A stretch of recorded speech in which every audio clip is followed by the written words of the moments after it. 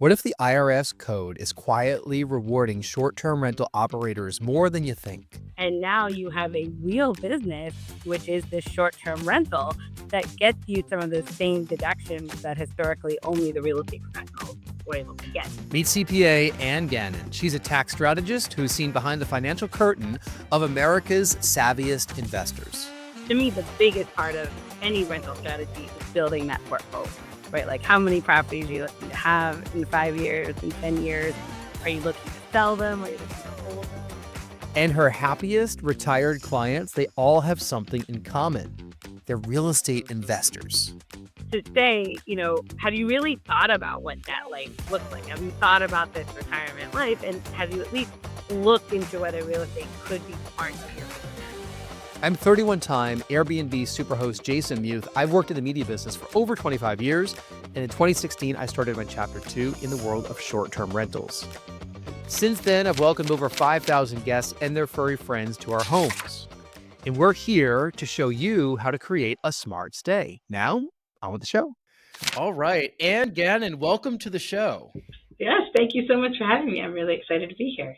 Rory, we have a spirited conversation today about tax planning, and it's so appropriate because we are releasing this on tax day, and that's just the wacky way our schedule worked because we record so far in advance. But maybe that's the gods telling us that we needed to have someone who is an expert in short-term rental tax planning on Smart Stay Show, and that episode had to come out on tax day of this year.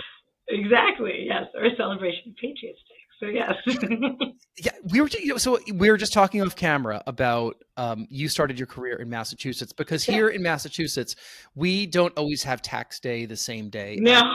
Country, no, for a variety of reasons. I mean, sometimes if it falls on a weekend, obviously it's the following Monday, but then usually the following Monday here in Massachusetts. And Rory, what other state celebrates Patriots Day? Is it Maine? Maine might as well, but it's a state holiday. We're one of the few states that has our own day off. Yes.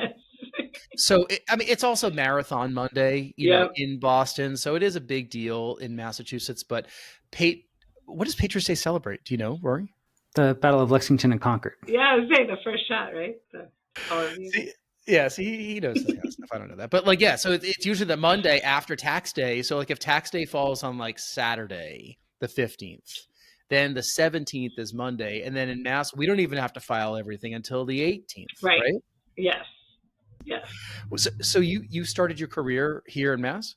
Yes. So my husband and I moved to Massachusetts after college. I actually had played a year or two of professional golf in Florida, and then decided to get a real job, go back to school for accounting, and my husband got a job with GE in Lynn. And so we moved to Massachusetts and loved it. We just loved living in Massachusetts. And my career, I started off at BDO, which is right in the financial district, and then moved over to another firm. But yes, so spent a lot of time in Boston learning financial accounting.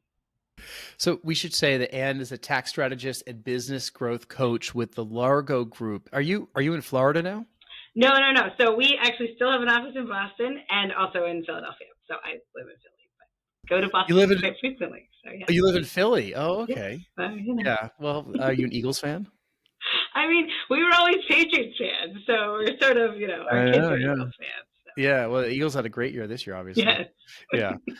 All right, so let's get to some brass tacks right here. All right, so you are an expert in helping short-term rental operators understand the tax laws, the tax codes, how to optimize their investments to best meet, best retain their money or defer their taxes, or what are some things that you when you meet people at a cocktail party and you're talking about taxes, as everyone does at a cocktail party, right? Yeah. How do you introduce how you help short-term rental operators in the tax world? So I think, what's interesting is, I've been a CPA for a very long time and have always dealt with more of that entrepreneur business owner, someone who maybe has a business. They may also have some rental investments, real estate investments. But I think what you see across the board is how real estate can really help your tax picture, right, if done the right way. That unlike other investments, whether it's 401k or, just putting money in the market, that there are significant tax deductions that you can get through real estate, which really can help springboard your long-term appreciation, your overall net worth in a way that sometimes those others can't, just because of fees or, market volatility and things like that. So what has always fascinated me as, a CPA, someone who's looking at lots of returns every year, is my happiest retired clients own real estate. Like, it is what it is. They, as great as it is to have all their money in the market, and not that that's bad, what I can tell you as a tax preparer is that causes a lot of stress to someone who's retired, right? Because the market can go down, there can be crashes, and they, don't have as much control as some of the real estate owners. So from a very young age, when I first started doing tax, it was always fascinating to me to be able to see, through the eyes of someone who's retired, right? This is someone who planned their life out, and now, now they're living it out a happy way, whether it's real estate or how stressed out some of the people who are just invested in the market are. So what I started to do was really start to educate a lot of our entrepreneurial clients, business owner clients, to say, have you really thought about what that life looks like? Have you thought about this retirement life? And have you at least looked into whether real estate could be part of your picture now? Because I think, sometimes people just don't really see real estate as an investment, right? Like, they see, oh, I own my house, but they don't really see some of these other things that you can do. So as I was starting to do that, obviously COVID hit. And, for our firm, we were very affected by COVID just because of having so many entrepreneurs, that all of a sudden, 90% of our client base had a failing business, because every business in America was failing, right? And so all of a sudden, you definitely saw that this real estate story that we saw before COVID was even more of a factor after COVID, that you were diversified in a way that the people who didn't own real estate weren't. Real estate started to appreciate more during COVID. So all of a sudden, you really saw that, wow, this is something to, at least be curious about and pay attention to. And at that same time came the, snowball of short-term rentals, where all of a sudden people who, historically weren't considering their real estate a business, now through these short-term rental rules, you could really be someone who's, higher earner W-2, and now you have a real business, which is this short-term rental, that gets you some of those same deductions that historically only the real estate professionals were able to get. So sort of all came together into something that, we've really put together as a tax strategy to really educate people, not saying it's for everybody, but just educate them on what is this short-term rental world, right? Because I sort of joke that it's like the underworld. Like, people don't know that it exists until they really start to, go on YouTube and podcasts like this, right? But then once you start to get into it, it's like its own language. But, my goal as a, CPA is to really educate people on, why is this here? What is it doing? Just so they can understand and, make their own decisions. I mean, I know we got into the short-term rental space as an investment. We looked at it. We thought we'd have some cash flow. We would have some capital appreciation, and that's all turned out to be true, and it's an important part of our retirement plan. What came to us as a little bit of a surprise, and I mean, we knew conceptually that there'd be some tax benefits, but just how much we could save in taxes kind of came as a surprise to us. Now, we are really optimized toward it. One of us is a real estate professional, a real estate professional. We've purchased properties, we've done cost segregation studies. And before I go into the deep end with kind of, optimizing your whole life around short-term rentals, tell me a little bit about what it's like for somebody who just dipped their toes in the water, who had that property, they rent it out sometimes. It might also be a second home for them. What are the basics on how a property like that for an STR beginner would save them on their taxes? Right, because I really think the key designation is, first there's a 4-part test I can send, to provide you for the show notes, just so you have it. And every situation is different, but I do think, understanding that by nature, the short-term rental is set up as a more of an active participating business than a long-term rental. And that makes sense, because if you think about a long-term rental, you're going to have, tenant issues every couple of months. You're going to maybe, talk to them every 6 months. I mean, there's, very limited things that you are required to do as the owner of that property. Where at short-term rental, you could have 20 people in your property in 1 month.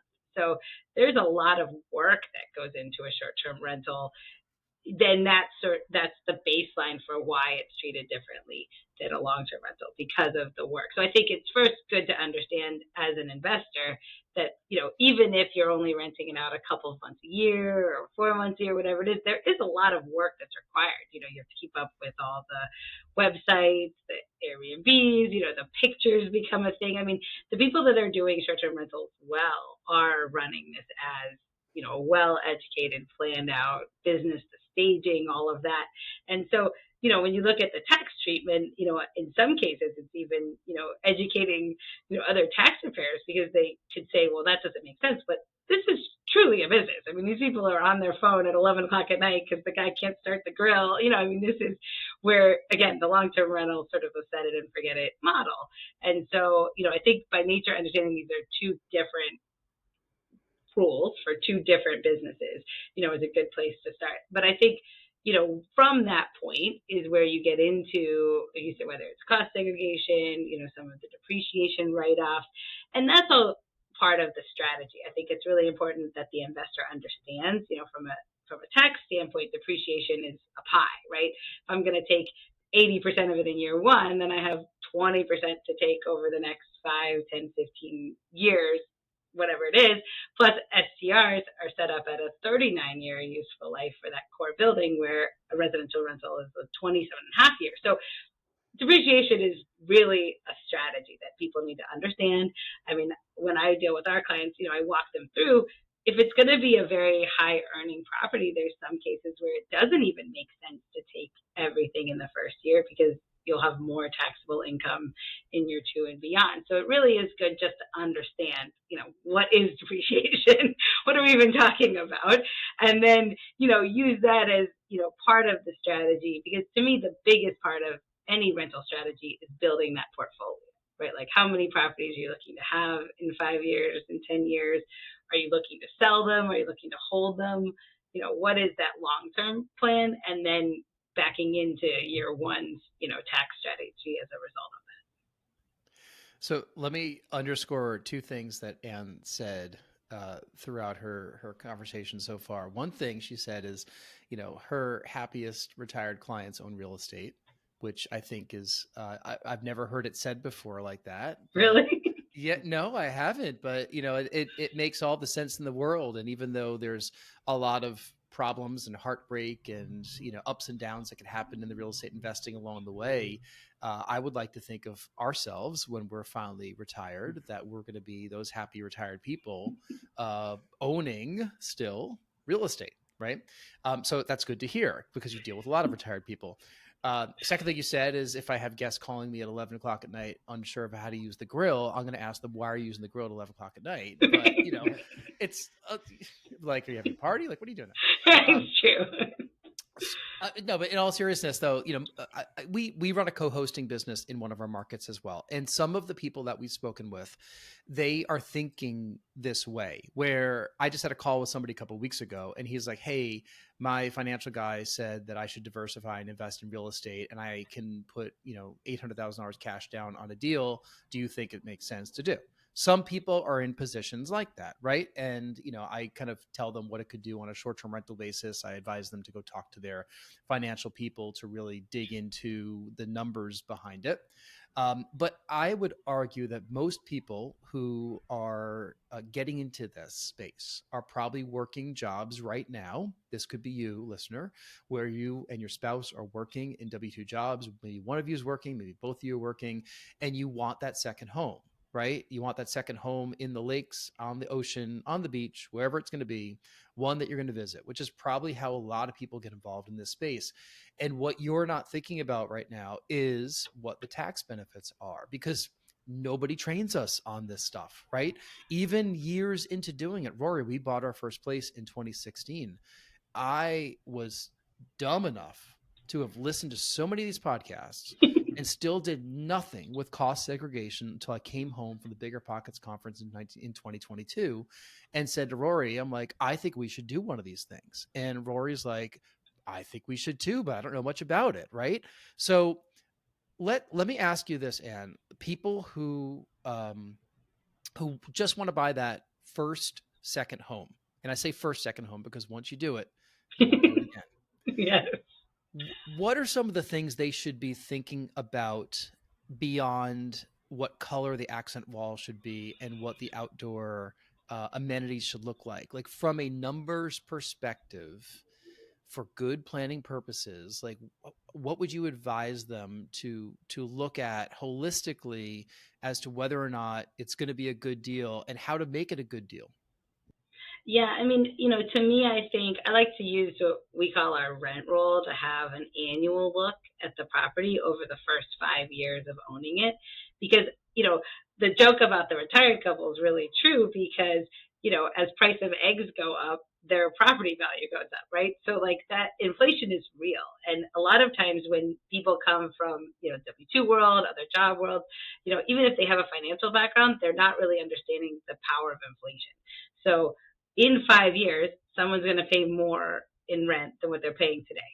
99% of the time, right? 2008 might be the outlier, but even then in year 6, everything came back. So, 99.9% of the time, you're not looking at a good investment. You're looking at the power of inflation on an asset that's hedged against inflation. So if we can look at it as an annual view for 5 years, sometimes we can see, when the investment turns from a good investment to a great investment, right? It might be break even in year one. Maybe we're not putting it up for rent all the time. Maybe we're not getting 100% of the write-offs because there's personal use, like all of those things factored in. Well, what does it look like in year 3 or year 5, right? And the other part of that is, even if we're not 100% break even, right? Maybe it's costing us, $500 a month or whatever it is, or $1,000 a month in an off season, we're paying down the mortgage. So that's where that 5-year view is really important to focus on the appreciation, because at the same time as maybe I even lost a little bit of money, I've paid down my mortgage and my property is worth more today than it was 5 years ago, and I'm getting more in rent. So if we can look at all of this as a model, I think it can help us see, what's a good amount of risk today, what's the amount I'm willing to potentially maybe not break even today to get to that 5-10 year view. And also, use it if this is my, sort of also vacation house, if I'm going to hold it for 30 years and pay it off anyway, now I've really expanded my net worth because I have a property that's paid off, 15, 20, 30 years from now. So that's where I think putting all of that together, it's so much more than just the rents you're going to collect in year one or the cash that you're going to get in year one. And that's where, I feel like as an industry, a lot of people focus so much on the first year, and, which is important, right? We don't want to lose money, but they forget sort of that longer term view of what that property can do. I mean, that's such a great point. I almost feel like a couple of years ago, we were all looking at, you needed the deals to be home runs right out of the box. And if it didn't have a positive cash on cash return, literally cash on cash, forget about appreciation and any tax benefits. Right. If it didn't have that, it was a bad deal. It was immediately deemed a bad deal. And I don't know, Rory, you and I have talked over the years about the role that appreciation factors into investments, and how people are starting to look at metrics like return on equity, not just cash on cash. And what Anne is saying, probably, in this environment that we're in of higher interest rates and inflation where it is, this is legitimate. This is something that we all should be considering as investors, and we should factor in appreciation a little bit more than maybe we have in the past. What do you think about that, Rory? I mean, it's not for everybody. That's the challenge. So somebody who is not in a cash rich position, they're looking for that prototypical deal of a few years ago where you could get cash on return right out of the gate. So there's the risk of, needing to shovel more money into the property to keep it going. Even if it has a great promise of equity in the end, it might not be for everybody.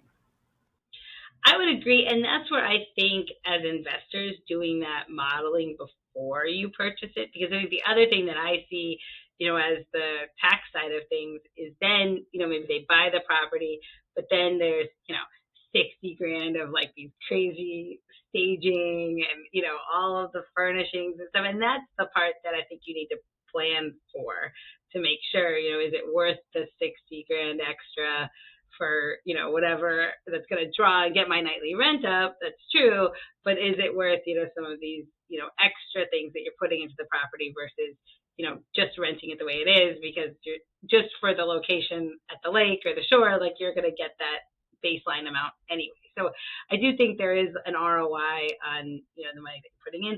But you're right, the money, being aware of this, just like any investment, there's risk. The water heater could break, there are cash outflows that are going to happen.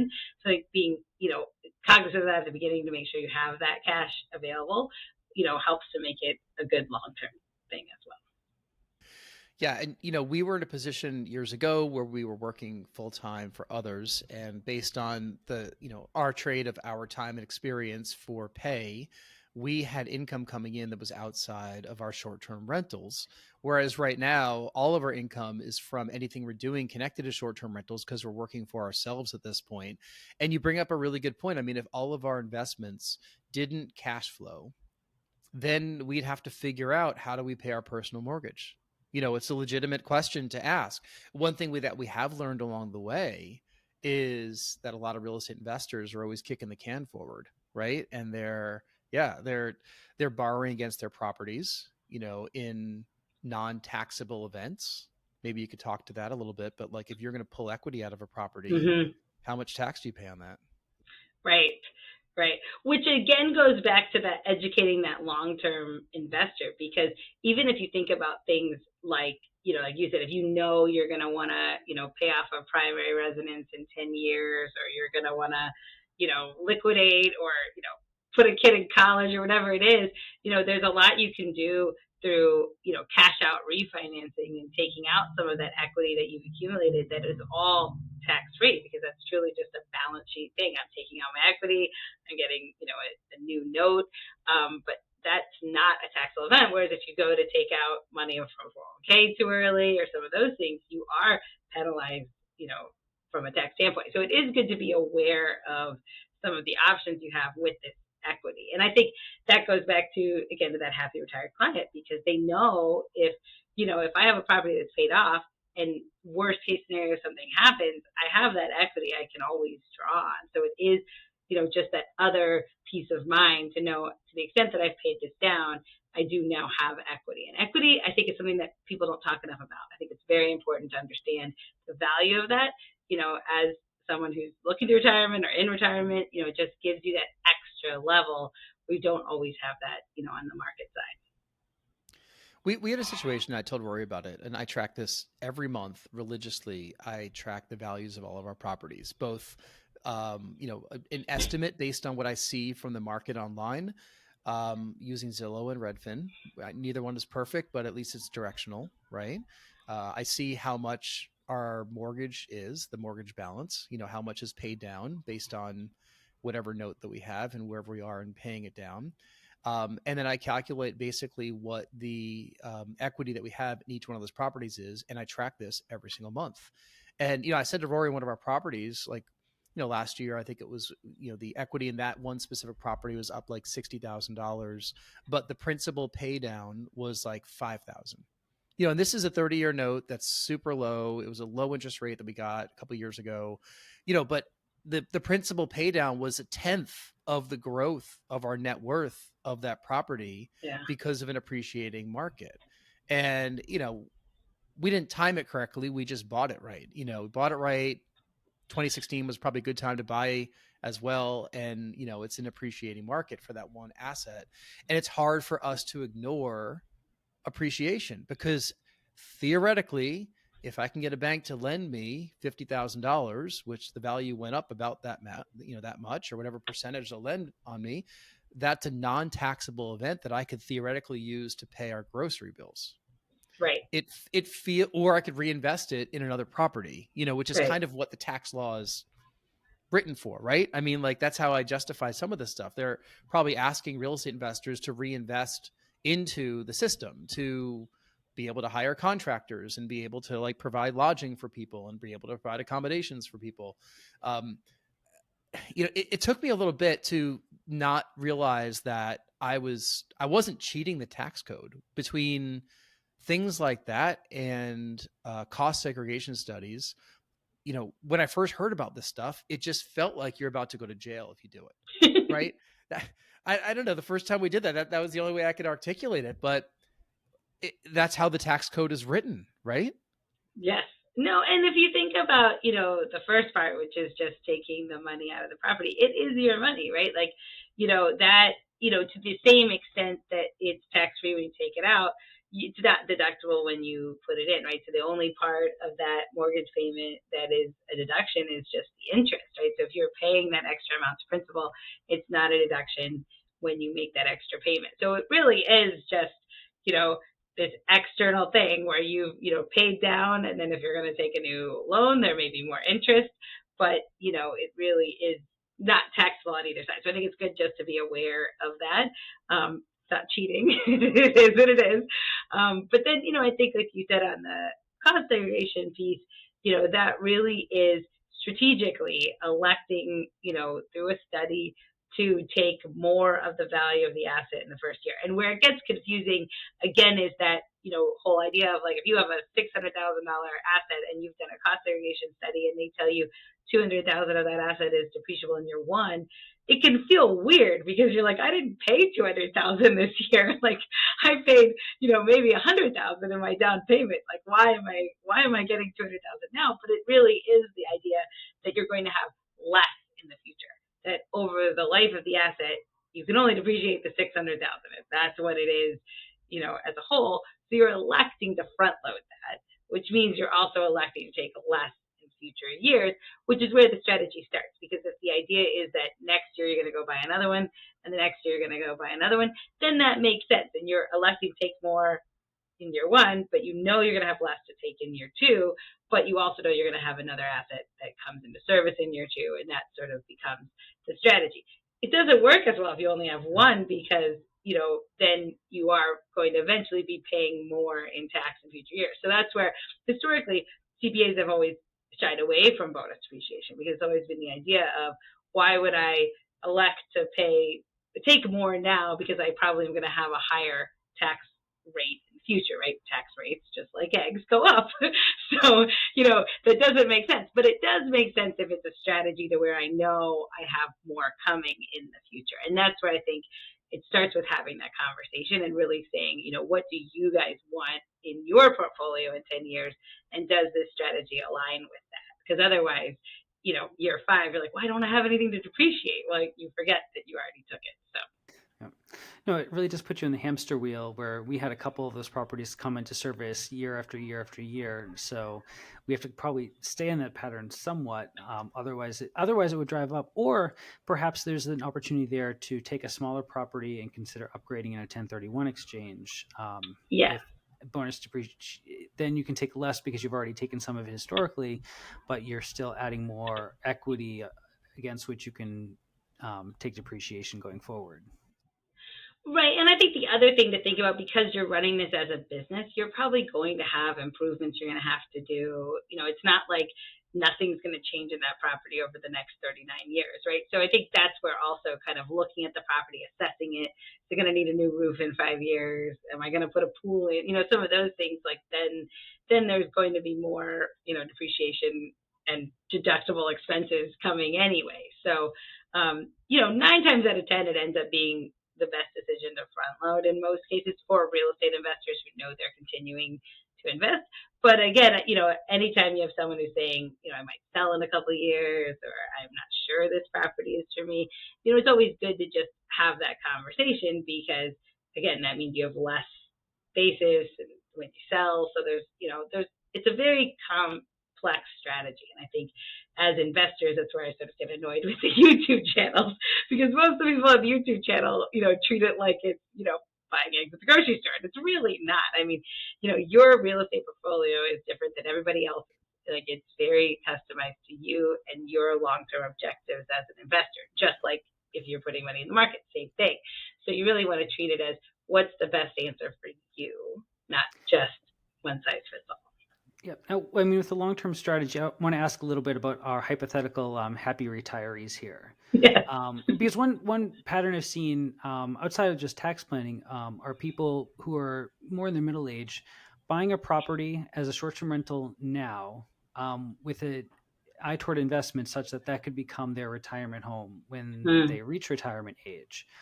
When we start adding all of these complex complex tax strategies into it, what are your thoughts about taking a property, taking bonus depreciation, treating it like a business, and then ultimately converting it into your home when you retire? Are there any dangers or strategies that people should be aware of if they're thinking about that? Not really. I mean, to me, the biggest win for that scenario is the fact that the mortgage will be paid down while it's a short-term rental, right? So, like, if you go and you buy the property, and even if it's break even, you're gaining that equity appreciation without having to pay that carrying cost that you would if it were just a vacation home. So if you were to weigh I'm going to buy a vacation home and retire there 1 year versus I'm going to turn it into a short-term rental, treat it as a business, rent it out now, and then have it available for use when I retire, the person who did the short-term rental has much bigger tax savings and, less cash out for the same end result. So I think it's good to look at that side. When you convert it back to personal use, nothing changes unless you sell it. If you sell it, the depreciation that you took is added back, and it's called recaptured at your ordinary rate. So there could be a tax impact if you were to sell it. But as long as you're just sort of turning it into a primary residence, sits dormant as a rental, there isn't a downside to the tax unless you were to sell the property.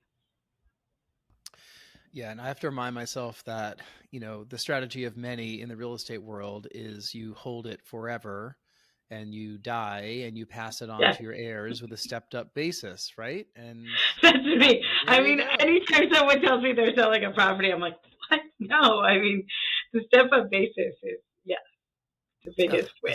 You know what? Personal story right here. We did the big cost segregation on a property we bought, I don't know, 2.5 years ago at this point. It was a $900,000 property. We pulled forward $300,000 in bonus depreciation. Yeah. And we put down what, 180 on the property, like 20%. And, it's not been cash flowing positive since then. And I look at it and I'm like, ugh, what's going on in this market? Like, we have 5 stars, 55-star reviews. Like, why am I not squeezing more money out of this property? But then I have to remind myself that might, that of our portfolio is the property that allowed us to do some other things with my retirement, right? When I left the W-2 world, we moved some money over into IRAs, and then we were able to free some of that money up into a Roth IRA by taking depreciation. Yeah. And this is stuff that, like, I didn't even know you could do. Right. Yeah. But I guess you can. And, I have to remind myself, like, yes, I know this is not a cash flow positive asset right now. It's a beautiful home. And it is in a kind of appreciating market, not as quickly as I'd like it to, but it served a different purpose for us. So we have to kind of remember that, because if we do cut bait and sell, now we got that taxable event, which it's like, those are the most sinful words in the real estate investors language. Okay, so I want to start to wrap up, but like, you did mention something earlier that we didn't really talk about too much here, and we've talked about being real estate professionals on this podcast before, where we, you file as such, as a married couple, we file as real estate professionals, and we're able to do bonus depreciation and capture all this stuff as a benefit of that. Most people listening to this are probably not able to file as real estate professionals. But there is a short-term rental loophole, as has been said over the years. And there's a test as to determine as to whether or not you qualify for that. Rory, we didn't have to pass that test because we're real estate professionals, right? Right. That's why it's not as relevant to us, but that's an opportunity for people who are not real estate professionals to take some of the paper losses against their active income. Well, let's ask the professional. Let's ask Anne. Like, what are these things that people have to pass in order to qualify for this loophole? So, and that's where I think it's understanding, what is required to be a short-term investor versus a long-term investor. That, that you are actively making all of the decisions, that you are running your own property, that you are at risk for this investment. But, there is and I could upload the full checklist, but there is a time element, right? Like making sure that you are the one who is involved actively throughout the year, which I think with short-term rentals, that's where it's educating people who don't really know, because again, you could have different people in your property every weekend. So there is by nature a lot more time that you are going to be putting in, just the time you're changing your rates on 3 different sites and you're, talking to people for check-in. So if you think about those little amounts of time that, time test over the course of the year really isn't so bad, because if you break it down to a weekly time investment, I joke with some of our clients, like, how much are you on social media, right? If you took your social media and you were on your, AirDNA app, like, you probably could check that box pretty easily over the course of the year. But the other part is, like I said, the active decision making, that you're the one who's going to be making that call. So if you have like a group of investors, that's just a good discussion. Could you prove that out, that everybody made the decision, or, through email, whatever it is. And then the at-risk part is important, that, you're the one who's neck of the line, which is very true in short-term rental too, if you think about the risk factor of, entering into a relationship with renting your property 20 times over the course of the month. So, I think it's good to read through those categories before you invest, because that's where, as the CPA, my goal is just to educate you, right? Like, read these 4 things. If this criteria fits how you are treating this property, then it's definitely something that you would want to feel comfortable with. But once you read through it, especially in the short-term world, because the other criteria there that's important to note is that short-term by nature, because of the length of stay, is usually considered a business, because you're leasing it for less than 30 days. There are other ways to get there if you have, if you provide service, there's other ways to do it. But in most cases, if it's a 7-day rental and your property is set up to be available for nightly rental, you are dramatically in this other category. So these 4-part tests become, sort of part of the picture, but just because you're renting it for, that short time really is the other justification. So, when we work through this with our clients, it starts with just a phone call to really understand your picture, how are you doing it? And then the second piece is documentation, because unfortunately in the world that we live in, IRS doesn't understand this world. I mean, unfortunately, they've had some turnover in recent years, that we've heard. So, you really want to make sure as the investor that you understand why you're getting this deduction, that it's not just like, oh, look at that, I have a loss, but we really understand why we've treated it this way. And we have the documentation and we have it all put together well. So that way, if you get a question, you just answer, because that's really what you read about most of the time, is that, the IRS sends a letter, they ask a question, and then you're really educating the IRS person on, yes, we're well aware this is a short-term rental, and, because that's where they really haven't caught up to this new world. Well, if you receive a letter from the IRS and want to get a hold of Anne, you can go to thelargogroup.com and ask whatever questions you might have. We'll link up that resource that you mentioned over in the show notes. And yes. We strongly encourage you to go chat with Anne if you have questions about taxes in the short-term rental world. Do you work in all 50 states, or are you licensed? Yes. Yeah, you do? Yeah. Right.